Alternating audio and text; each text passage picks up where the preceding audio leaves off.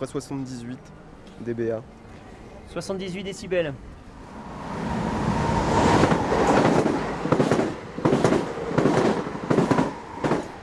Là, on a 96.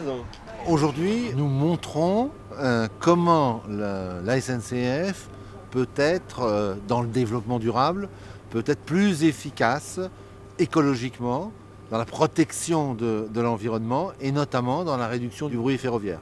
Je vais vous expliquer en quoi changer un organe de freinage peut avoir une influence sur la réduction du bruit des circulations des trains. Quand la roue rentre en rotation, elle génère des vibrations. Ces vibrations dégagent des énergies qui se libèrent au point de contact principalement par l'émission d'ondes acoustiques. C'est ça, le bruit de roulement.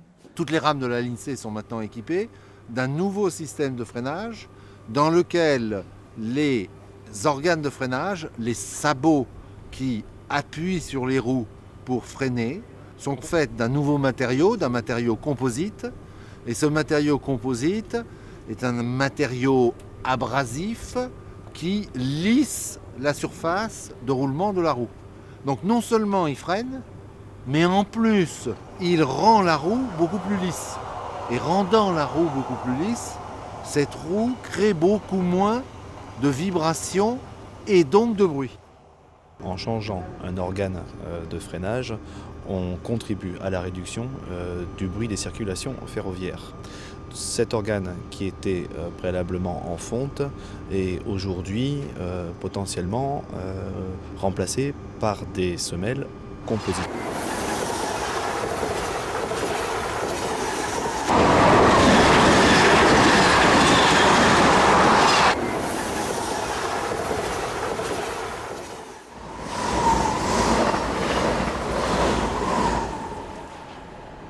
Voilà, donc là, on a eu un RER équipé de semelles de frein composite et on a un niveau moyen au passage du train qui est de 81 décibels.